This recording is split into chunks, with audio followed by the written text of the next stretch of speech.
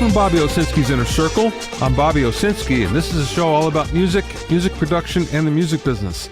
My guest today is Beatchain CEO Ben Mendoza.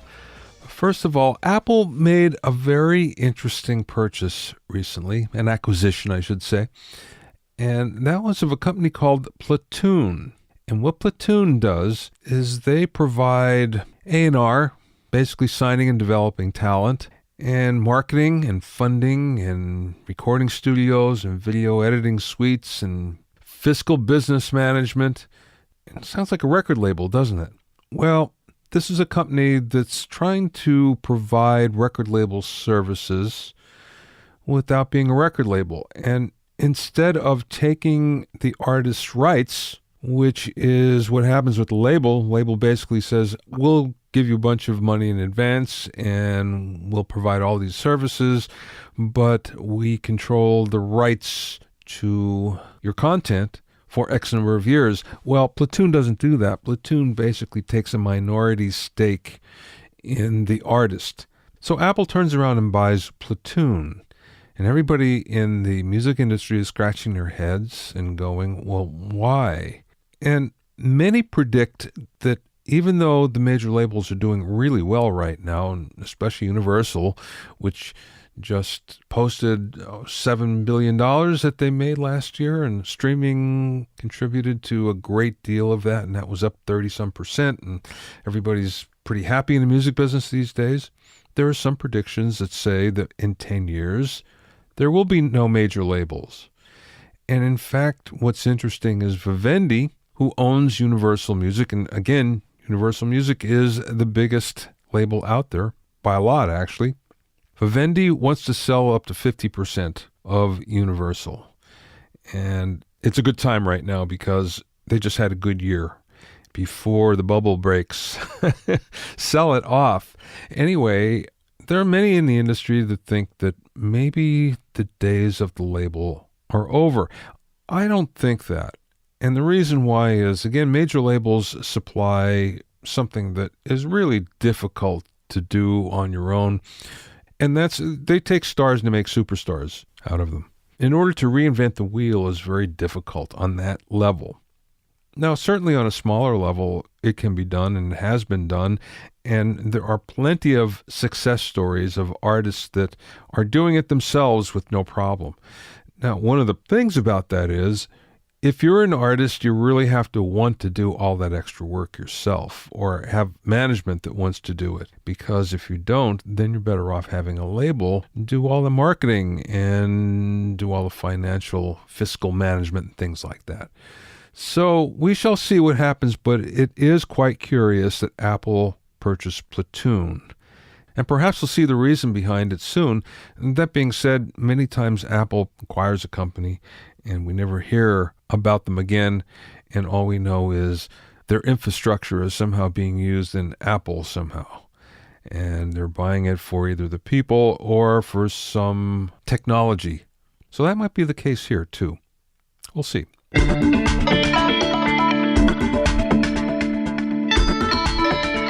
If you have any questions or comments, you can send them to questions@BobbyOInnerCircle.com. Don't forget about my online courses on mixing, production, branding, and music business success at BobbyOwsinskiCourses.com.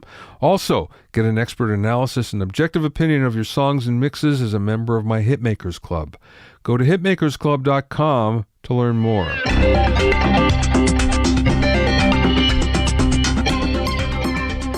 Now, here's something that's really interesting. Soundfly did an analysis of last year's songs, all their hit songs, and issued a report.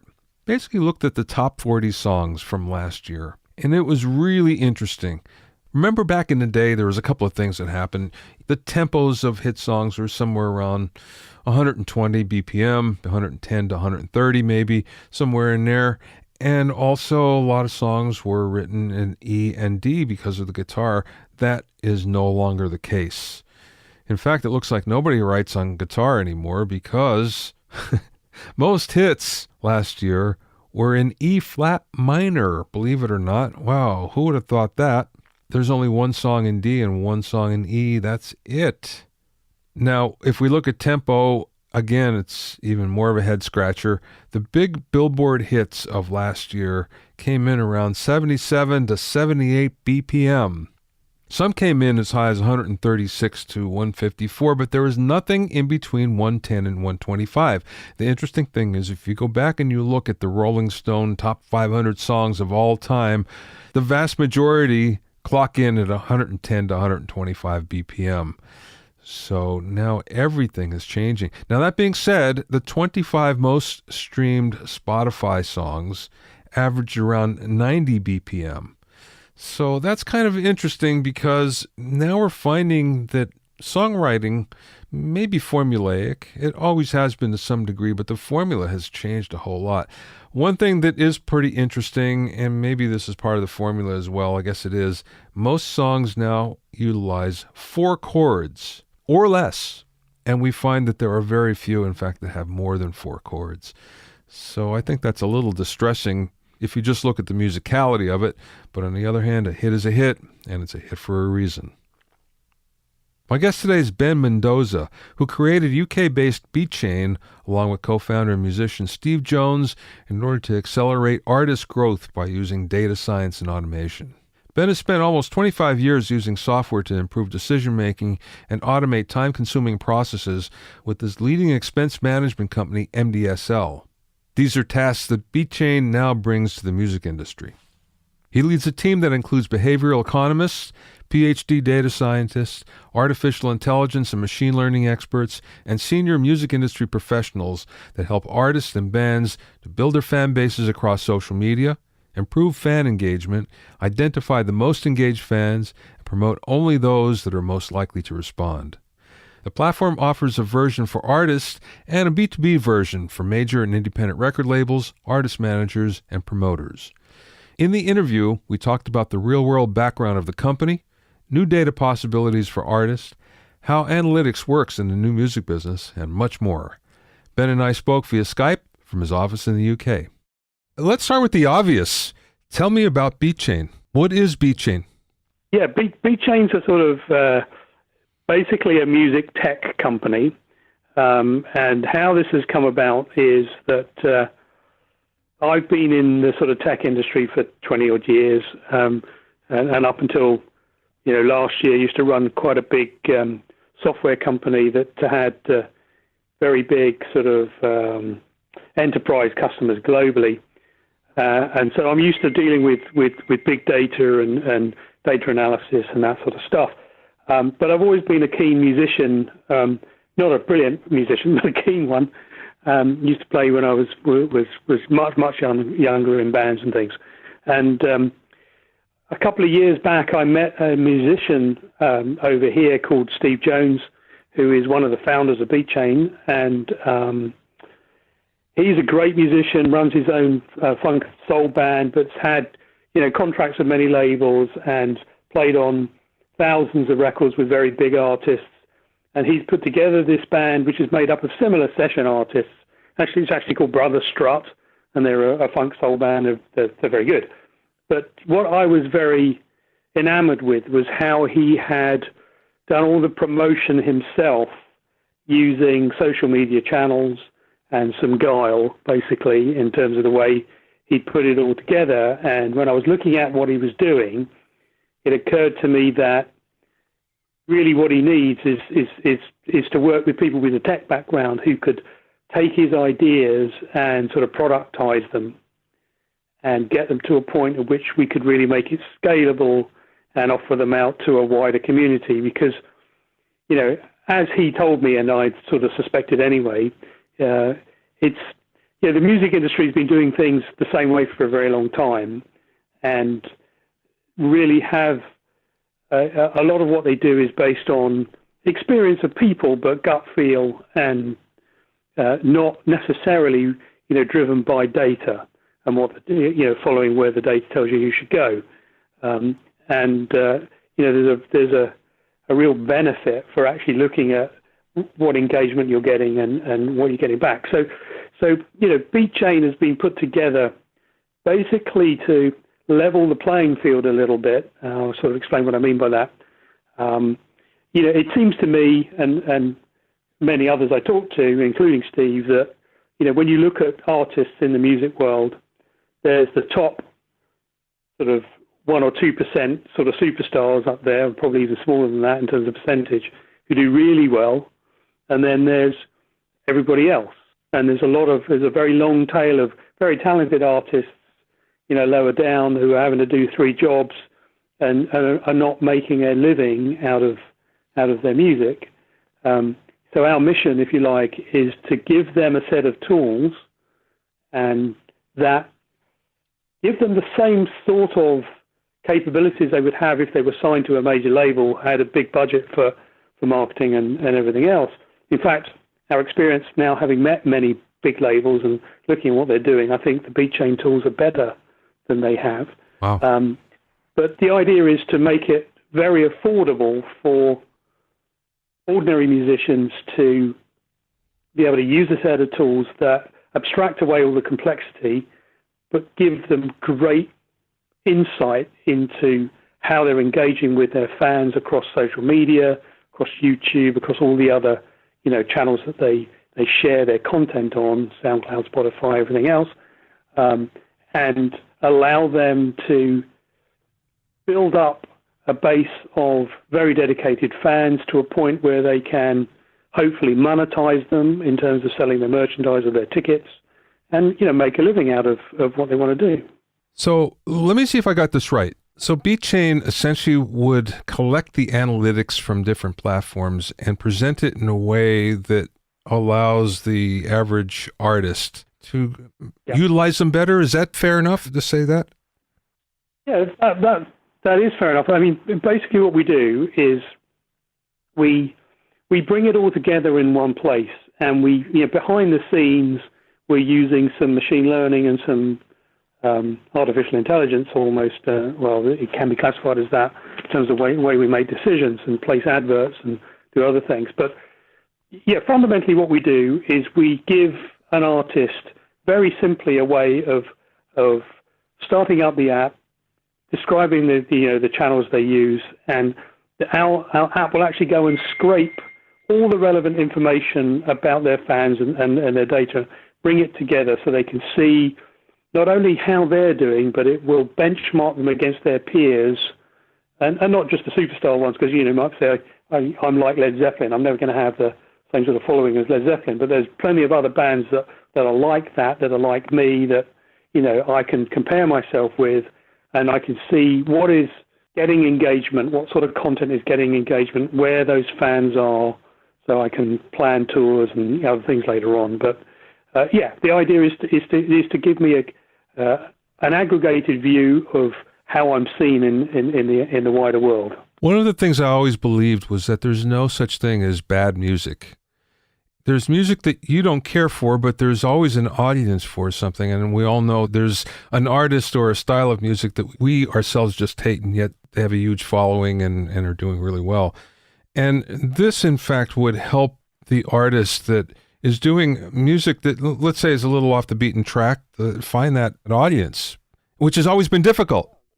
Yes, it has. It certainly helps if you are, you don't want to be a genre of one, but it certainly helps if you have some influencers that you can refer to that they're also in your sort of genre. But it doesn't really matter if you're a Singaporean yodeler. There'll be somebody out there that possibly wants to listen to your music, and we can help you find those people and actually build up a very engaged fan base that interact with your content on a regular basis.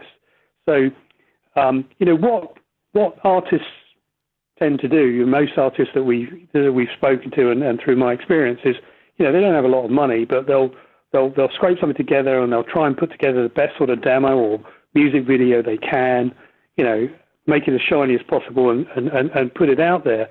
But actually, if they haven't got an engaged fan base, or any fan base to talk of, then it basically just bounces off everyone, because they say, okay, that's good, but who are these people? We can show them through sort of the behavioural stuff that we do, that we go through, because Beatchain is a collection of data scientists and behavioural economists, tech people and music pros. So we actually are very interested in how people interact with content and so on. So we can say, well, actually, don't spend a load of money. Just get your iPhone out, do some lo-fi content, introduce the band, introduce what you're doing, talk to the people about what you're interested in, and that generates an enormous amount of engagement. And later on, you can share, the music video or whatever else. There's a place for those things, but you've got to know the route, really. The platform isn't launched yet, is it? The platform is about to go into beta.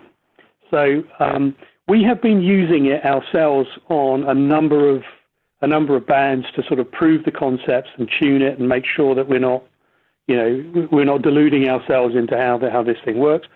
So obviously we've used it with Steve's band, Brother Strutt. We've used it with a beatbox band over here called Duke, D-U-K-E. If you look them up, they're called Duke Beatbox. Mm-hmm. There's a brand that we've created from scratch to see if we could do that, a guy called Mike Mayfield. You want to look up mikemayfield.co.uk, you'll find him. And those three are actually effectively signed to, in inverted commas, the Beatchain label. So we're helping them go a long way. But we've been more recently working with a couple of artists that are signed to the 11/7 label group in New York. One called Just Loud, and another one called Bang Bang Romeo. And we're using the techniques and the technology that we've developed to prove it, take it out across various genres, as you mentioned. And we're now in a position where we've had a number of people wanting to sign up to the Beatchain app, and we're starting the beta process. I think with the first few, maybe sort of 10 or 20, will be in literally next week.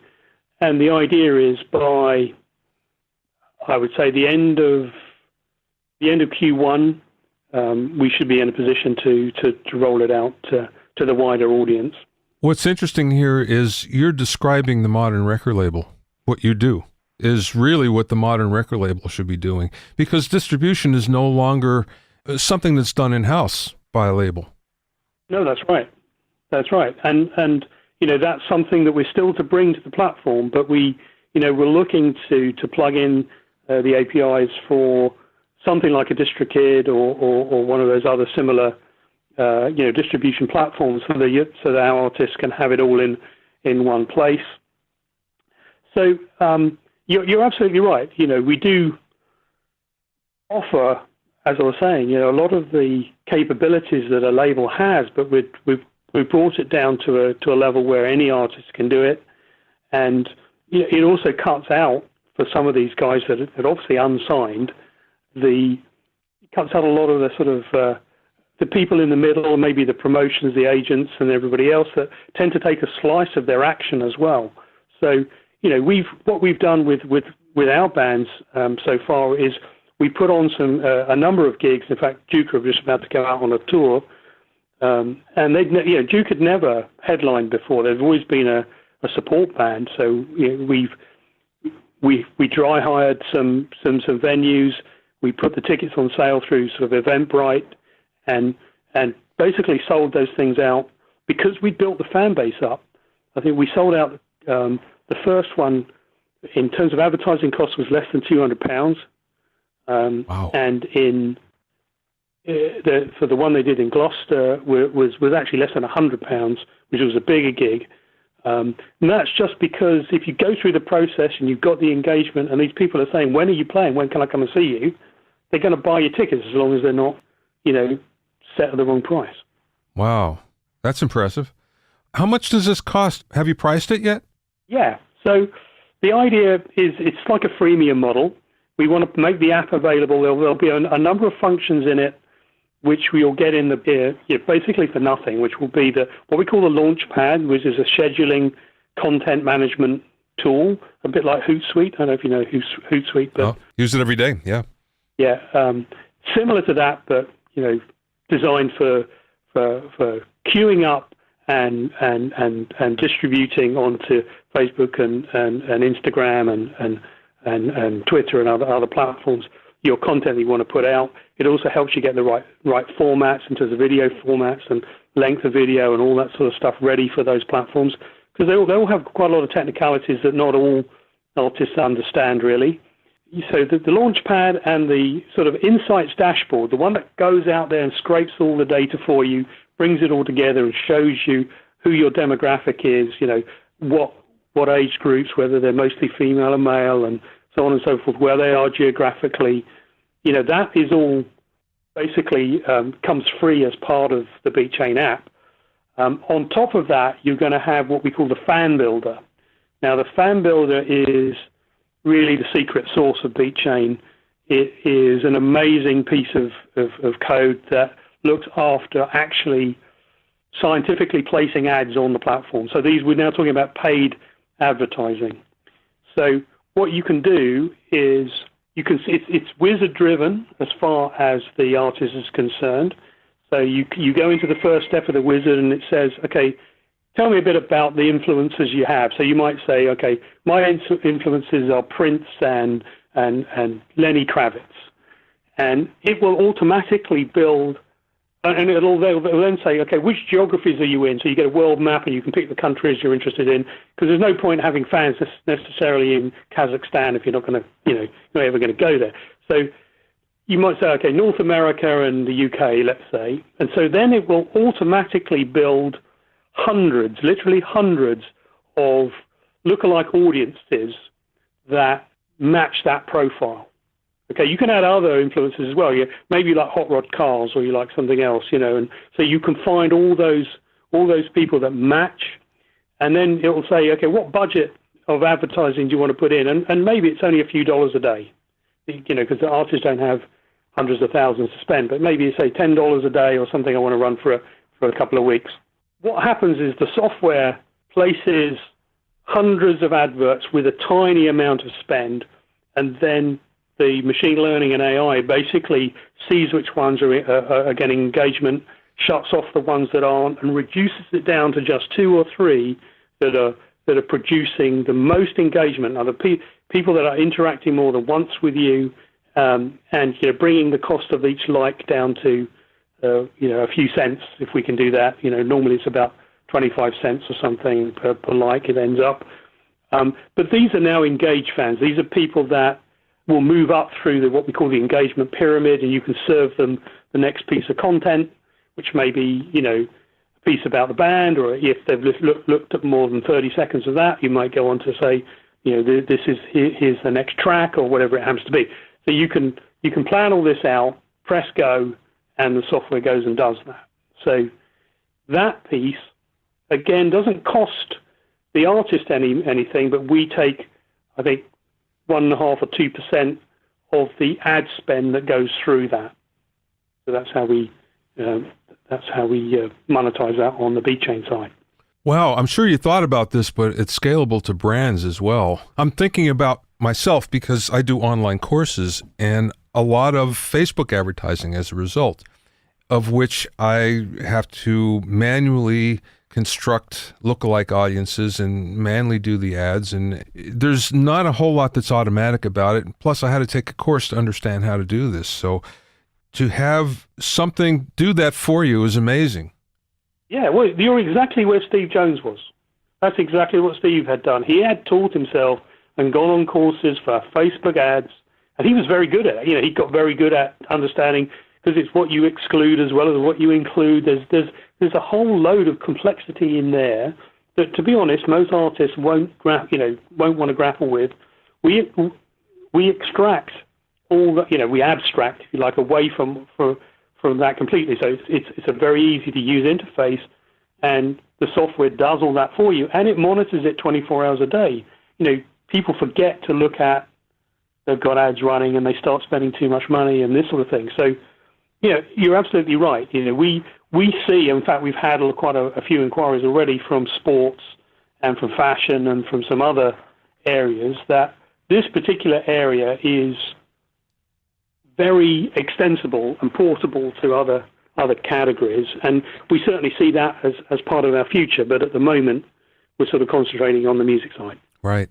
What is Fan Coda? Okay, so Fan Coda is just a brand name that we put to providing these services to, it's like the B2B side of it. What I've described with the artists is more the sort of B2C side. Mm-hmm. So when we work with people like 11/7 Group, Alan Kovac there, and, Doc McGee and McGee Entertainment, we wanted to have like a website and an area where they could go to which wouldn't be full of all the stuff that the artists are doing. So it's the same underlying technology, but it's bundled slightly differently and presented as a service to labels and artist managers and talent agencies and so on, so that they can use it for their existing portfolio. So, for example, what we did with Alan at 11/7, one of the first things we showed him is we'd loaded all the artists on his portfolio into the solution, and we had also, because the way the system works, it automatically scrapes bands in town and Spotify and Songkick and all the other data sources, if you like, publicly available data sources out there, and builds up a very full picture of all your similar artists as well. And then we did something, the data scientist side, do something like a linear regression, which shows a trend line through these artists. Say, okay, for their popularity on Spotify, or where should this line be for the number of fans they have and the output they've created? And you can see the ones that are below the trend line, in other words, should be performing better, and you can see the ones that are above the trend line and are doing very well, and then you can click on one of these dots and drill into it and understand, what should we do, or how should we approach, improving this particular artist to bring them up to have the popularity level they should have for the content they have, and so on and so forth. So it's very interesting to see which artists are gaining traction and how the service is actually working. So, if you've got maybe 50, 60 artists, how much money are you going to put into all of these? Are you just going to put an equal amount into them, or it's very simple to do it at a very, very low cost with a fan-coder approach, and see very, very quickly, literally within days, which ones are doing well and which ones, need a bit more attention. Does it make suggestions of how much you should spend? It doesn't do that, no. We can get to a point where we can make suggestions on how much a ticket price should be, based again on benchmarking what other artists have done that are similar to you in the same geographies, the same sort of venues. But no, it doesn't. It's really up to the end user as to how much they want to put into it.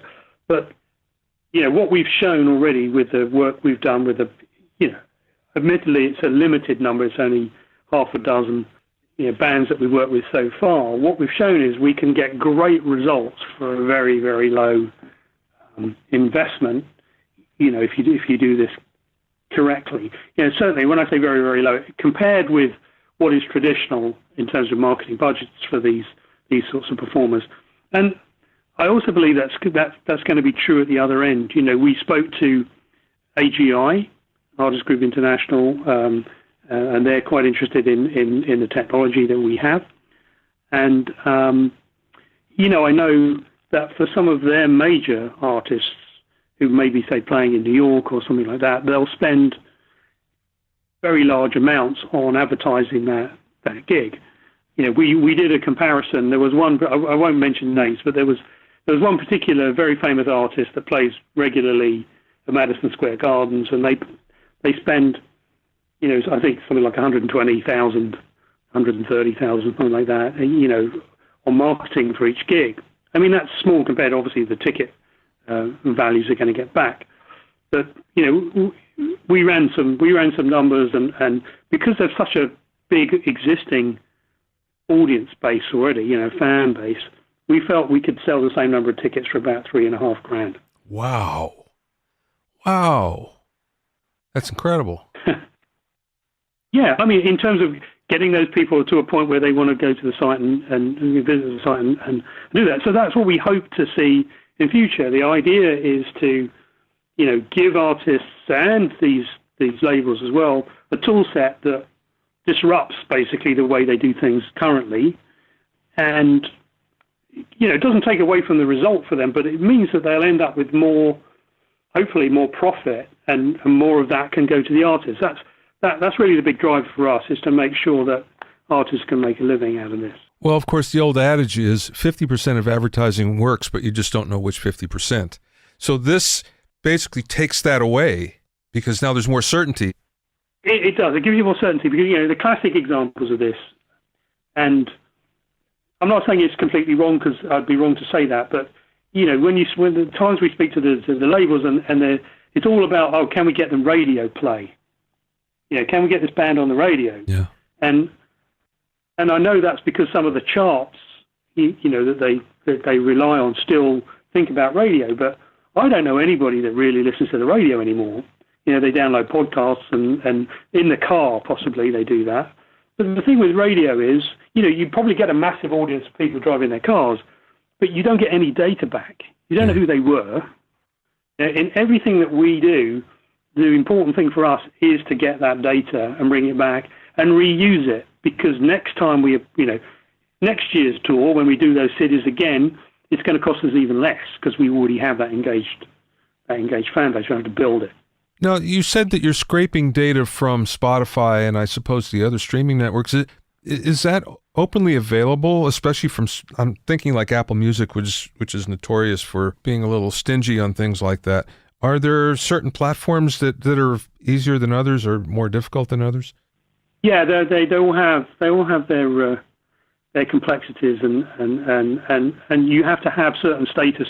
I mean, obviously, since all the issues with privacy and so on that happened in the last couple of years, it's got harder with Facebook and everybody else to be able to get to do this as well as we'd like to. I mean, although we have the right status with Facebook to be able to do that, with Apple, I know you can get flat files and so on. If you're a label, for example, again with the work we're doing with 11/7, we've seen the big data you can get back from Spotify on their artists, having an API key and being able to get all the detailed information, and it's fantastic. And if you can get to that information, and we can, then what becomes available is, we're working with them on a project coming up for Motley Crue, and so we've started to look at some of their data, and you're getting 3 million rows a day of people that have streamed their music. So it's a reasonably big data set, but it's a very rich data set. So you can see whether people were leaning in or leaning back when they listened to it, whether they listened to it on a playlist, which 20 seconds of that particular stream are the most engaging, or where did the skips take place, and so forth. And if you look at that data properly, we can go back and say, well, when you're next to do your promotion for this band, this is the 20 seconds of the track that's going to get the most engagement. Use that in your promo and so on. So it's really interesting to look at that rich data and mine it to really inform better decisions. Wow, that's really impressive, I have to say. This is one of the coolest things I've heard about in a long time, Ben. Oh, great. Well, I'm glad you like it. I mean, we're very happy to show it to you. I mean, I know you're a podcast, but if you've got people that would like to see it or whatever, please go to beatchain.com. And at the moment, the page just says sign up for the beta. It doesn't do anything, because we're just gathering people's names, and then we're, as I say, in the coming weeks, we'll be coming back to those people that have signed up with more information of how they can get the app. And start using it, and of course for all the people that are on the beta, which will obviously be over the next couple of months, and so there's no costs involved, but unless they're going to be placing adverts, and obviously we've got to pay for those. But right. But to actually use it, there's no cost. I think when it goes into production proper, we want to make it affordable. It's going to be less than $10 a month. Wow. To use it, so $9.99 or something, which equates over here to about $7.99 or something in UK pounds. It'd probably be £9.99 soon, or with Brexit. Yeah. But the idea of it is it shouldn't be overly expensive, and you should get great value from it. And that's what we're about. Very cool. Well, last question, Ben. What's the best piece of business advice that you've either received from somebody or you learned along the way? That's an easy one, actually. It's surround yourself with people cleverer than yourself. Basically, that's what you want to do, and that's been the secret of my success. And it's not been it's not been a big ask either. There's always people out there that have great ideas, and if you can surround yourself with clever people that are passionate about what you're doing, it's not about ego and doing things yourself. It's about the team success. So, I'm very lucky that I'm surrounded at Beatchain by some very clever people. You can find out more about Ben and Beatchain at beatchain.com. That's BEATCHIAN, all one word, beatchain.com. Thanks for listening and being in my inner circle. Remember, if you have any questions or comments, you can send them to questions@BobbyOInnerCircle.com. To listen to other episodes of Bobby Owsinski's Inner Circle, go to BobbyOwsinski.com and select the podcast tab, or go to BobbyOInnerCircle.com, or you can find it in iTunes, Stitcher, Mixcloud, Google Play, Google Podcasts, Spotify, and now Radio Public. At BobbyOwsinski.com and BobbyOInnerCircle.com, you'll also find a sign-up form for my newsletter and for alerts for new podcasts. This is Bobby Owsinski. I will see you next time.